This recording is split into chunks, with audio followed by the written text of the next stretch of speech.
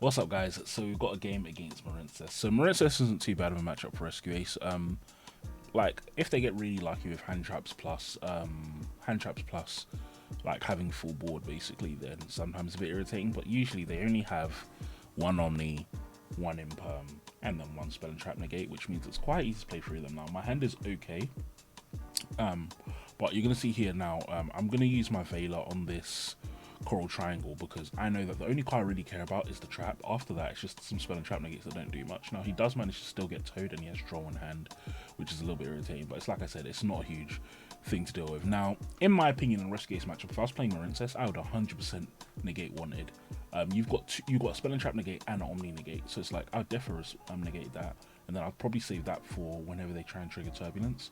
But he lets that through, and the thing about this card is that it just gets too much advantage. So it's like, this is why I would always stop Wanted or Diabell Star. If they start with Wanted, basically, I'll just stop Wanted. If they start with Diabell Star, I'll hit this as well, because this also means that if you don't kill them next turn, which MARINCESS will struggle to do, the person is just going to get so much advantage. They're going to get full engine next turn anyway. So I get this. He negates that. He negates the original simple spoils, but that doesn't really do anything. And here I can feel confident. I'm just trying to bait and negate, but he's not scared. He's not using his toad straight away. Now he does draw me, which is a little bit of a shame, but here's a really good play that you can do. So obviously I prevent her to send that. Toad normally would still prevent her, but then I just chain emergency. So the only way I lose here is if he has Ash or something. He does not have that, unfortunately, and he's used his upper Spell and Trap Negate, which is why, again, you hold it for emergency and turbulence, hold it in Risk Case for the really important cards. So I get my turbulence out here, I get set forward, and I'm just going to go for clearing the board here because I know it's in the grind. There's no way MARINCESS beats me, so it's like, even if I can't get the immediate kill, I can like just do I cause a lot of problems to them by clearing their board out and just making it hard for them to play. So yeah, I clear their board, and then I actually summon Turbulence the legit way this time because I can. He does get a card back, but I mean, I've got set 4, I've got SP, it's going to be hard for him to get back in. So the first thing I'm going to do is I'm going to use my Preventer, and I'm going to bring out Fire Engine. I just want to swarm the field to make it hard for him to kill, and putting him in a situation where Zelantis is his only option, because I know if he has to get to a Zelantis, there's no way he's winning. I do Extinguish on the Coral Anemone just because that card does too much by itself, so I'd rather try and stop that. So then he's going to go straight to battle phase, try and out some of my threats, and I'm like, sure, if you're going straight to battle phase, I'm not scared at all. It's not a big issue for me. And then here, it's holding the contain to a really small spot. So I know that there's limited ways he can out my board, there's limited lines he has, and other than Aqua Argonaut, I'm not really scared of any big link he makes. So yeah, I just stop the Marbled Rock once he gets there, and I know that's a lot of advantage. Now, luckily for him, he does mill into the MARINCESS wave, which is absolutely huge, but whatever, then he does get into Bubble Reef. But I'm still in a good position. He has no real negates. So first he's going to stop me using my Hydrant, which is a little bit annoying, but I basically get the free engage from the Simple Spoils engine. And this is what I was talking about, the Simple Spoils engine just being so unfair, because look at that, I just draw so much, and then I get Airlifter, then I can go into another SP Knight, I get HQ, and from here my mentality is really just resolve Turbulence again. Now I do know he has Wave. I don't know if I try and out his monster first. I feel like the smart thing for me to do would be to out his monster first. Oh, okay, never mind. I think he shotguns that Wave to stop my Turbulence resolving, but I'm like, okay, no problem. I can just do a bit of link climbing, use this Reprodocus package. Another thing is, this Reprodocus package is really good for killing people as well. So you can use Reprodocus package both for killing people and for getting into terahertz, which is nice. But yeah, I'm going to kill his field spell, and then I'm like, I have Imperm, and I have a potential Book of Moon. I don't think he's playing through that. And also he has 3 cards left in his extra deck. There's a limited amount of things MARINCESS can do, and I think all the link ones were gone as well. Like, I'm pretty sure most of his link ones were gone, so I was like, yeah, I'm not too scared about him. His only real recourse at this stage is probably going to be trying to Zelantis my board, and I've got Imperm to stop that, so I'm just going to let him do whatever he wants, not bother using my Imperm, because I know he can't get a Spin Trap Negate. I know he doesn't have an Aqua Argonaut in the extra deck to play either.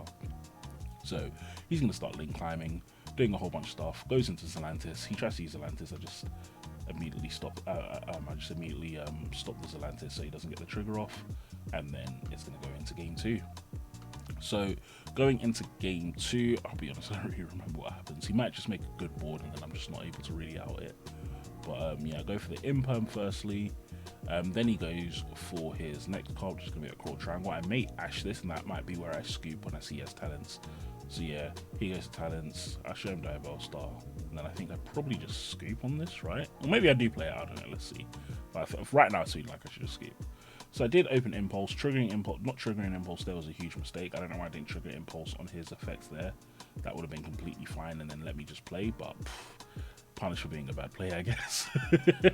And then yeah, it's not going to be hard for him to get to a kill spot here, because I mean, I have Preventer, I have Contain, that's about it. I don't really have another way of stopping him playing the game. So he goes into Atlantis again.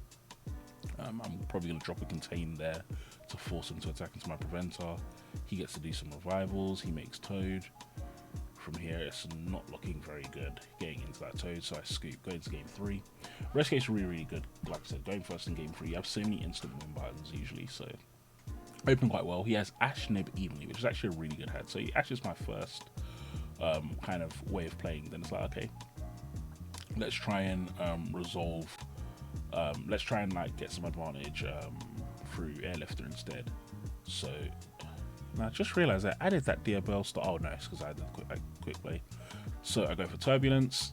I'm going to try and use the effect. Now, I'm pretty sure could he have nibbed there? No, he couldn't. So here, I didn't try and play around in Perm. For some reason, I didn't play around in Perm, and I only played around Nib. Because if I was trying to play around in Perm, I would have made SP Little Knight, but I didn't. But yeah, I get my set 4. I don't know if I have enough to go into Terahertz here, so let's see. I don't think I do. Do I have enough to go into Terahertz? No, I don't. So yeah, I'm going to use my cards. He's going to use Battle Phase. I'm going to use Battle Phase, go into Battle Phase, send all my cards and just keep the Contain, because I know Contain is enough to stop them. And this is the trick that I've told people about before. You play it a bit like Branded. They evenly use SP, banish your monsters, and then trigger your emergency when they use evenly to send Preventer, and then that means you still keep one interruption, and then you have your SP recursion. I also have Nib, so it's like Nib Imperm is basically what I have right now. There's no way MARINCESS plays through Nib Imperm, so I'm just gonna let him do whatever he wants, play as long as I can, and then let him play as long as he can, and then once he eventually gets to the spot that he's played into Nib, I'm just gonna nib him. I'm like, there's no way you're playing through Nib in MARINCESS. I do that. He does get the add back, which is kind of nice for him, but I mean, he's not really doing much. And I've basically added every single Rescue card back, so it's quite straightforward for me here to just threaten access code first to try and kill. Is he gonna stop me? Let's see. So I shuffle 4 back. Now I think here the smart thing for me to do is to just try and kill some. Oh yeah, resolve Turbulence and then just go for the kill. But let's see what I do. So yeah, as you can see, I'm gonna do another summon, which I think I have played into Nib now, but then I make Typhon. And one of the nice things about making Typhon is that if your opponent holds Nib to the last moment, they'll get punished, because once you activate Typhon, they can't actually nib you. So I think I realized I played into Nib, and he's probably holding it to the end of battle phase. So just slap it on the access code before declaring battle phase, and then now he can't use his nib.